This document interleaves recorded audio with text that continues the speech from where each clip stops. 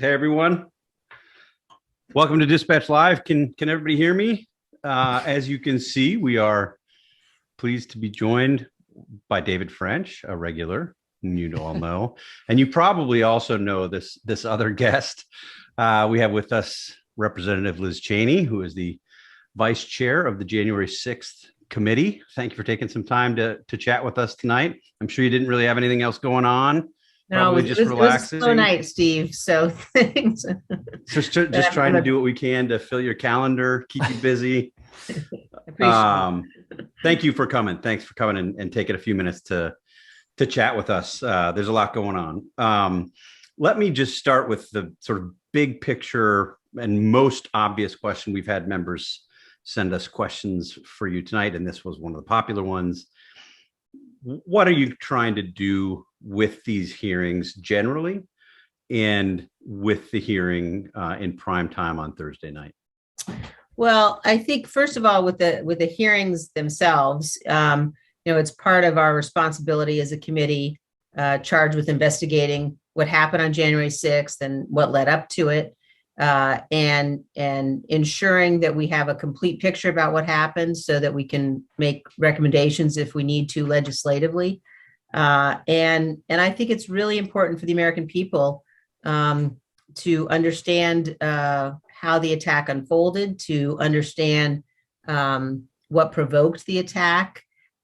We have talked to close to maybe over now 1,000 people, and a lot of times, as you all know, it's the people who sort of some of the names of people who have resisted participating, who've obstructed, who've tried not to cooperate with the committee, that those folks get a lot of attention. The reality is the vast majority of people that the committee has reached out to have understood, that it's really important for them. Obviously, it's their duty as citizens, but have cooperated with the committee. And so I think that we will be in a position to show sort of an initial set of findings and to begin to walk through what happened and to make sure that we're taking steps necessary legislatively so that it never happens again. You obviously, one of the things at the center of the discussion, the debate this week about the committee is its relatively partisan makeup, more Democrats than Republicans. My old colleague Britt Hume on Fox News yesterday was criticizing the committee, saying basically, yeah, there are a couple of Republicans, but they were handpicked by Nancy Pelosi, and she only did that because she knew they were going to go along with the conclusions that she wanted. And obviously, tomorrow we've got a press conference from Republicans in the House, other Republicans in the House, designed to upset and discredit the committee before we even get going. What do you say to people who come to these hearings with sort of an open mind, but are concerned about the partisan makeup? I mean, it is the case that there are more Democrats than Republicans. What do you say to those people? Well, I think they're different answers depending upon who's asking the question. I mean, just in terms of people who have a legitimate question versus people that are just sort of trying to launch, partisan attacks on the committee and on the work. I think that it is, as you point out, the committee is certainly not an ideal entity. I wish that we had the bipartisan commission that unfortunately the Republicans in the House and then the Republicans in the Senate killed. And I think that's a really important point. But once that bipartisan commission had been rejected by my party, by the Republicans, the question became, are you going to investigate, or are you simply going to say, too bad, we're going to throw our hands up and walk away? And I don't think that there's any way that we could have said we're going to throw our hands up and walk away. And I also think that all of us, every one of us, and I say this as somebody who, I've been involved in partisan battles for many years, and I certainly have been an active participant in a lot of those partisan battles. But there comes a moment where I think we all need to say, wait a minute, this isn't a moment for, how can we launch rapid response rooms and how can we treat this like it's some kind of political game? This was a violent assault on the United States Capitol. and it was provoked by a sitting president of the United States. And he had he oversaw a multi-part plan that was focused on, and the objective of which was for him to stay in power, to overturn the results of an election and stay in power. And I would say to people, as you're listening to, some of my colleagues and others who think that the way to respond to this investigation is with politics and partisanship, those people are not acting in a way that is healthy for the country. And if we really want to understand why January 6th is a line that can never be crossed again, then we really do have to sort of put the politics and the partisanship aside and say, what happened? Let's understand what happened, and let's do everything we can to protect ourselves from it in the future. David? Yes, I've got a question. Let's take off your January 6th hat for a moment and put on your lifetime Republican hat for a minute. Because when I think of the Stop the Steal effort, I think of the comprehensive plan to overturn the election, the spasm of violence on January 6th itself. But I also think about the lingering hold that the stolen election narrative has on the Republican base, on many Republican elected officials. Is there a case for optimism that hold is slipping? How much did you look at, for example, Brad Raffensperger, who directly confronted Trump, and Brian Kemp, who not as direct, but did the right thing, obviously, during the election steal effort? What do you think is the current state of the hold of the stolen election narrative on the GOP? Well, it's a really important question. I think certainly when we saw the elections, the outcome of the elections in Georgia, that the fact that Secretary Raffensperger didn't even have to be in a runoff, that he was able to win straight out. I think that gives you a sense of perhaps the hold isn't as strong as it might have been, or as people have been thinking it is. There are far too many people in my party. There are far too many people who have been lied to, who are betrayed by President Trump, who continue to be betrayed and lied to by him, people who supported him, but then, who have in the months since he continues to tell the same lies. And I think people continue to believe him. And so there are far too many people who've been betrayed. There also are far too many people who know it's not true, absolutely know it's not true. And I think that, we all know who some of those people are. And that's really dangerous, because you don't have enough people sort of on the other side of the lie saying this is not true. His own campaign told him he'd lost the election. His Department of Justice told him there's no evidence that there was fraud here that would have overturned the election. They tracked down the allegations that he was hearing, and they told him they weren't true. His own, Department of Homeland Security told him he lost all of his cases in court. And yet, he still continued to spread the lie, and people believed it, and they still continue to believe it. So I think everybody who knows it's not true, which is the majority of people in my party, has a duty to say so, has a duty to say, this is just not true. You may have wished the election had turned out differently, but it didn't. And if we want to win the next election, we had better embrace the Constitution. We better not go down this path of embracing this lie. One quick follow-up to this, because this is something that has been talked about a lot, this sort of dichotomy between what people know is right and accurate and versus what they're willing to say publicly.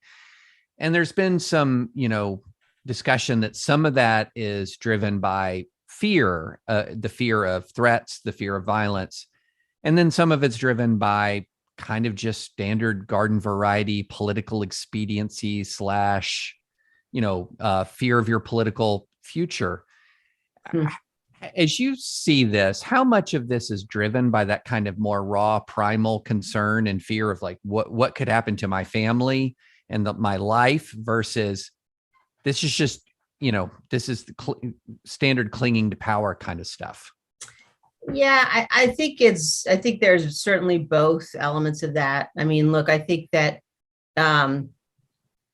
when you have the kind of violence that we saw on the 6th, and look, we had violence that was of a different nature, but we certainly had violence was completely unacceptable in the summer of 2020.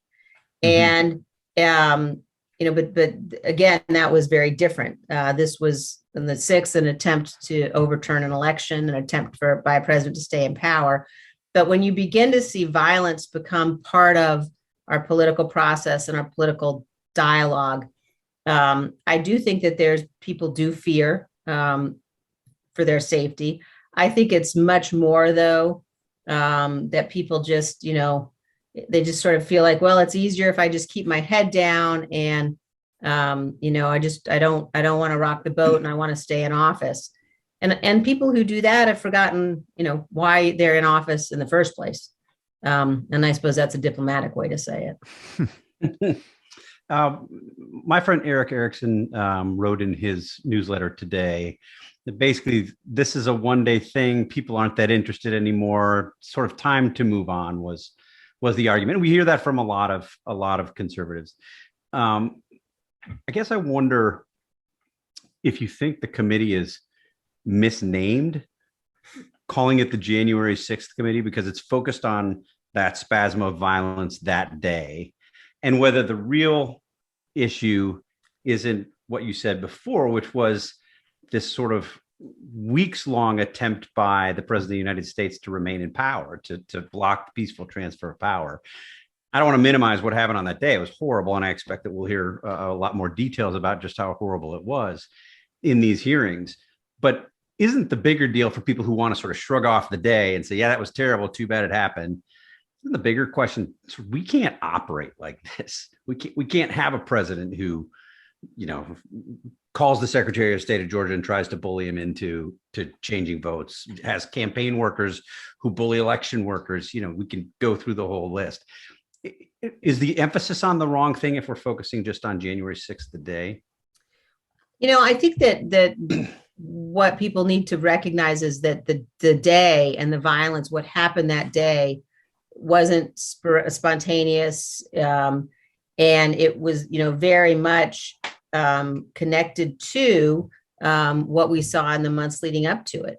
And the other thing I think people really have to realize and stop and think about, and that part of our challenge and our responsibility on this committee is to get people to stop and think. People need to stop and think about the fact that, as the violence ended that day, as the mob began to leave the Capitol, the president didn't condemn them. If you look at what he said at 6:01, he justified it. He said, these are the things that happened. And so I think that's a really important part of this. There, you can see very much, his tweet on December 19th talking about, be wild, be here on January 6th. You've had now both members of the Oath Keepers and members of the Proud Boys. Some pled guilty, some have been indicted for seditious conspiracy. And they've talked about, and you can read it in the Justice Department filings, the fact that they were motivated by the tweet, and you can see the mobilization that happened in the aftermath. And so what Donald Trump did was he really mobilized and motivated and summoned the mob, and the lie about the election was what lit the flame. And you can also hear the defendants in a number of these cases and a number of people the committee's interviewed who say, yeah, we were in the Capitol. We came that day. We were doing what Donald Trump, wanted us to do. And he told us the election was stolen. And so we came because we thought we could change things. So it's connected. And I think that's what's really important for people to understand. And the fact that he has continued in the aftermath to make the same claims and to say the same things. Yeah, I know we're running out of time. I want to ask you one last quick one. How much of what we're likely to hear in these hearings in the coming days and weeks will come from people who are long loyal to Donald Trump, people who worked in the White House for him, people who have who were loyal to him until January 6th? A good bit of it. I mean, I think, you will hear from Republicans who worked in his administration. You'll hear from Republican state officials. You'll hear from people who, understood that the election had been lost, for example, who told him, that there was not fraud at a level that would have overturned the results. And I think that, it's one of the things that gives me hope about the future, that there have been so many, and some of them are junior, so many young people who have talked to the committee, who have come in. We've already interviewed, who seem to have a much better understanding about how damaging and wrong these things were, and who have been courageous and willing to speak out and willing to say, no, I don't want to be part of that. And I think that gives me real hope for the future and sort of for the next generation, that they understand that the republic can't survive if a president won't commit to the peaceful transition of power. And that's just fundamental to our system of government. Well, thanks for taking the time to talk to us tonight. We're Yeah, looking forward to the Great hearings. to be with you guys. We will be covering them. Glad to have you, and we will circle back with you in the middle of them or when they're done. Great. I look forward Tell us to how they it. went. Thanks very again. much. I'm honored to be on the Dispatch. I'm a big fan. So thanks, you guys. Thank you. Well, thank Thanks for you. coming. Bye-bye.